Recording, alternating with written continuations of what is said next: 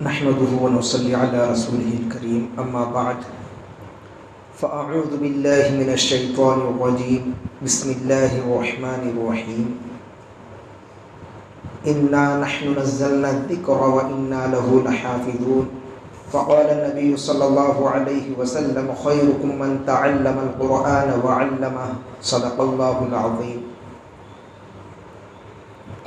معزز علماء کرام و اساتذہ کرام و مہمانان خصوصی اور عزیز طلباء اور عمائدین شہر، اللہ تبارک و تعالی کا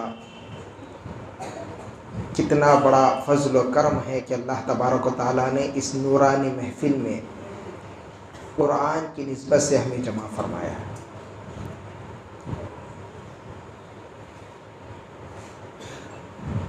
یہ جو معصوم بچے بیٹھے ہوئے ہیں، یہ خود بخود مدرسے میں نہیں آئے ہیں، بلکہ اللہ تعالیٰ نے آپ کے دل میں بات ڈالا کہ اپنے بچوں کو مدرسے میں لے کے جاؤ اور ان کو حافظ قرآن بناؤ۔ تو اللہ نے آپ کے دل میں بات ڈالا تو آپ بچوں کو لے کر آئے اور مدرسے میں داخلہ کرائے۔ کیوں؟ اس لیے کہ قرآن کی حفاظت کرنی ہے۔ قرآن کی حفاظت دو طریقوں سے ہوتی ہے۔ دنیا دارالاسباب ہے، اللہ تو اسباب کا محتاج نہیں ہے، لیکن اسباب کے طور پر اللہ تبارک و تعالیٰ نے دو طریقوں سے قرآن کی حفاظت کر رہا ہے۔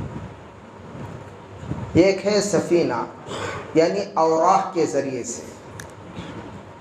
پہلے جب قرآن نازل ہوا جناب محمد رسول اللہ صلی اللہ علیہ وسلم پر، تو صحابہ کے زمانے میں قرآن پتوں پر لکھا جاتا تھا، پتھروں پر لکھا جاتا تھا، چمڑوں پر لکھا جاتا تھا۔ دھیرے دھیرے اس کے بعد کاغذات پر لکھنا شروع ہو گئے۔ تو آج قرآن مجید پوری دنیا میں لاکھوں کی تعداد میں آپ کو مل جائیں گے۔ کتنے مساجد ہیں، ہر مسجد میں قرآن مجید موجود ہے۔ جتنے مکاتب ہیں، ہر مکتب میں قرآن مجید موجود ہے۔ کون سا ایسا مسلمان کا گھر ہے جس میں قرآن مجید موجود نہ ہو؟ ہے کوئی گھر مسلمان کا جس میں قرآن مجید موجود نہ ہو؟ پڑھیں یا نہ پڑھیں ہاں اور بات ہے، لیکن جوزدان میں لپیٹا ہوا قرآن اوپر رکھ کر تو رہتے ہیں۔ تو ہر گھر میں قرآن موجود ہے۔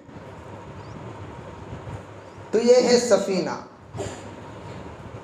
اوراق کے ذریعے اللہ تعالیٰ قرآن مجید کی حفاظت کر رہا ہے۔ یہ ایک حرف کی حفاظت ہو رہی ہے، یہ ایک نقطے کی حفاظت ہو رہی ہے،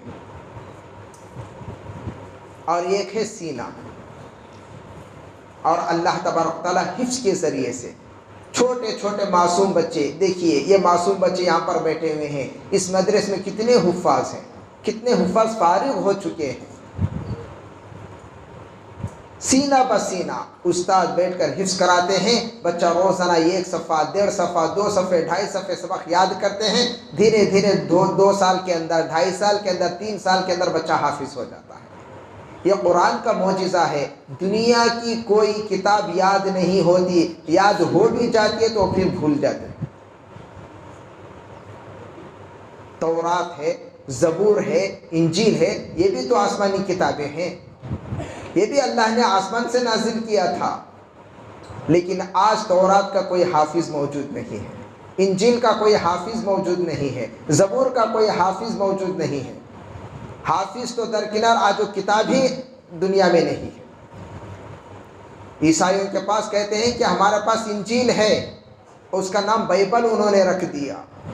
اور وہ بائبل کس لینگویج میں، کس زبان میں لکھی ہوئی ہے جا کر پوچھو، وہ تو انگریزی میں لکھی ہوئی ہے۔ کیا وہ بائبل، وہ انجیل اللہ نے کیا انگریزی میں اتارا تھا؟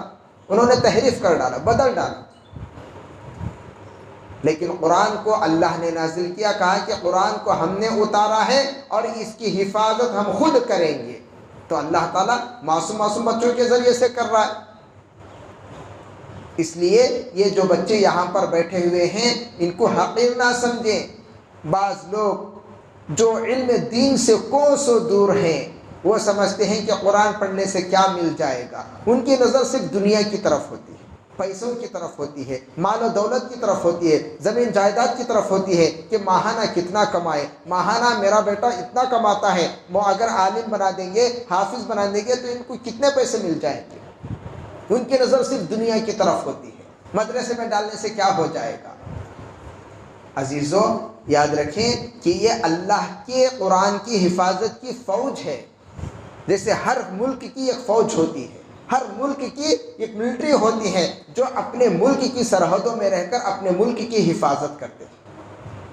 اگر کسی ملک کی فوج نہ ہو تو پھر دوسرا ملک اس پر قبضہ کر لیتا ہے. تو اس لیے ہر ملک اپنی فوج رکھتا ہے تاکہ کوئی ہم پر حملہ نہ کر دے، کوئی ہماری زمین کو، ہمارے ملک کو قبضہ نہ کر لے. تو اسی طرح اللہ کے کلام کی حفاظت کرنے والی یہ فوج، یہ علماء حفاظ ہیں جو بیٹھے ہوئے ہیں. اگر کوئی قرآن پر حملہ کرنا چاہتا ہے تو فوراً علماء حفاظ کھڑے ہو جاتے ہیں. یہ ایک نقطے کا اگر فرق کوئی بتا دیتا ہے تو فوراً ہزاروں حفاظ کھڑے ہو جاتے ہیں. یہ ایک زبر زیر کا اگر کوئی فرق بتا دے اور اس پر حملہ کرنا چاہے، تحریف کرنا چاہے تو ہزاروں حفاظ کھڑے ہو جاتے ہیں. سمرقند، بخارا اور سمرقند آپ کو معلوم ہے جب وہاں پر کمیونزم کا غلبہ آیا تو انہوں نے ہزاروں مسلمانوں کو قتل کر دیا. یہ 1,00,000 مسلمانوں کو ایک دن میں شہید کرتے تھے. علماء حفاظ کو چن چن کر انہوں نے قتل کیا اور اعلان کر دیا کہ جس گھر میں اگر قرآن مجید کا ایک صفحہ بھی مل جائے تو سارے گھر والوں کو چوراہے پر کھڑا کر کے سولی دی جائے گی. اب بتاؤ کون قرآن کا صفحہ گھر میں رکھے گا؟ اتنا بڑا غلبہ ان کا ہو گیا. اب کسی کے گھر میں ایک صفحہ بھی نہیں ملتا تھا، قرآن موجود نہیں تھا. اب جتنے حفاظ سے چن چن کر قتل کیے جا رہے ہیں تو بعض حفاظ اپنا حلیہ بدل ڈالا، اپنا لباس بدل ڈالا، اپنی وضاحت انہوں نے ختم کر دی. کوئی ٹیلر بن گیا، کوئی زراعتی بن گیا، کوئی فلاں فلاں بن گیا. پہچان نہیں سکتے تھے کہ یہ حافظ ہے یا عالم ہے، اپنا لباس بدل ڈالا.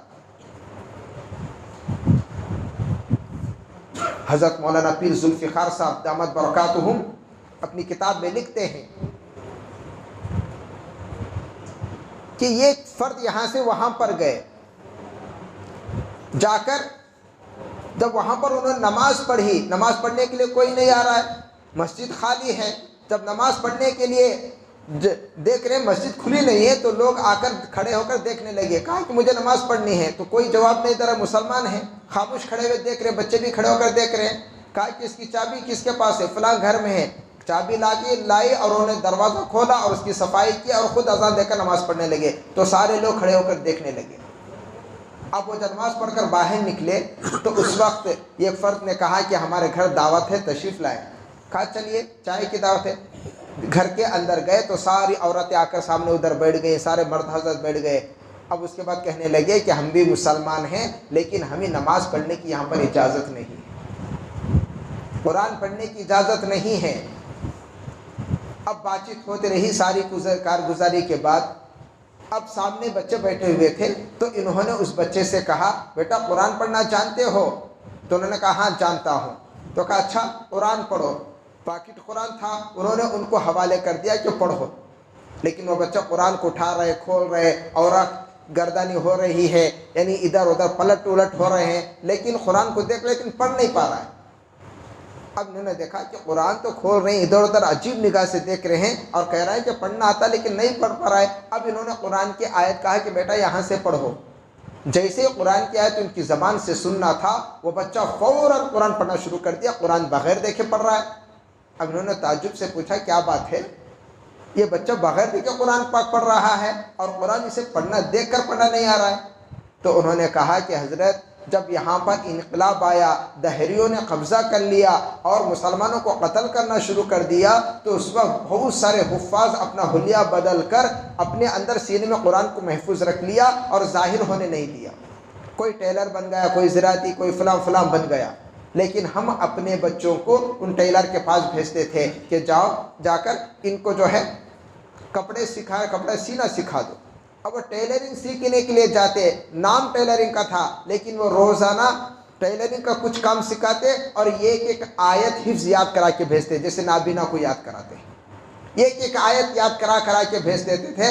چند عرصے کے بعد میرا بچہ حافظ ہوگا، لیکن کسی کو پتہ نہیں ہے میرا بچہ حافظ ہے، اور اسے قرآن ہمارے پاس موجود نہیں ہے، بس یہ سینہ بسینہ چل رہا ہے، سینے سے سینہ قرآن منتقل ہو رہا ہے، ہمارے پاس قرآن مجید موجود نہیں ہے۔ تو اس وقت انہوں نے کہا کہ قرآن اوراق سے ختم کر سکتے ہیں، سفینے سے ختم کر سکتے ہیں، لیکن سینے سے کیسے ختم کریں؟ تو محترم سامعین، یہ اللہ کا کلام ہے۔ اگر ہزاروں قرآن مجید، لاکھوں قرآن مجید اگر جلا دیا جائے، اگر پانی میں ڈبو دیا جائے، اگر اسے دفن کر دیا جائے، تو راتوں رات ایسے حفاظ کھڑے ہو جائیں گے اور راتوں رات قرآن مجید لکھ کر پھر صبح میں پیش کر دیں گے۔ اس لیے یہ اللہ کا کلام ہے، اللہ تعالیٰ اس کی حفاظت خود کر رہے ہیں۔ اس لیے تورات، زبور، انجیل کسی کا حافظ نہیں ملے گا، حفاظ اگر قرآن مجید کے لاکھوں کی تعداد میں مل جائے، 5 سال کے بچے سے 7 سال کے بچے سے لے کر 80 سال کی عمر تک کے حفاظ آپ کو مل جائے گے۔ یہ قرآن اللہ کا معجزہ ہے۔ 7 سال کا بچہ حفظ کرے تب بھی یاد ہو جاتا ہے، 80 سال کی عمر میں اگر حفظ کرے تب بھی قرآن مجید یاد ہو جاتا ہے۔ کتنے واقعات ہم کتاب میں سنتے ہیں، اخبارات میں دیکھتے ہیں کہ 80 سال کی عمر میں فلاں بندہ حافظ ہو گئے، 80 سال کی بوڑھی حافظہ ہو گئی۔ یہ اللہ کا کلام ہے، جو یاد کرتا ہے اسے یاد ہو جاتا ہے، ورنہ دنیا کی کوئی کتاب یاد نہیں ہوتی۔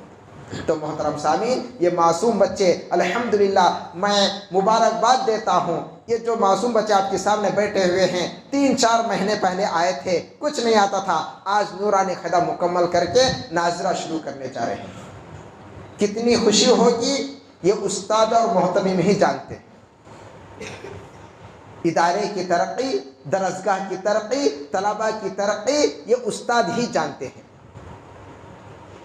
آج کتنی خوشی ہوگی استاد کو اور محتمم صاحب کو، اس لیے کہ ادارے ہم بھی چلاتے ہیں، یہ کہ بچہ ترقی ہوتا رہتا ہے تو دل میں خوشی ہوتی رہتی ہے کہ ہمارے بچے ماشاءاللہ ایک مرحلے سے دوسرے مرحلے کی طرف ترقی ہو رہے ہیں، دوسرے مرحلے سے تیسرے مرحلے کی طرف ترقی ہو رہے ہیں۔ یہ آج ہمارے لیے خوشی کا دن ہے، مسرت کا دن ہے۔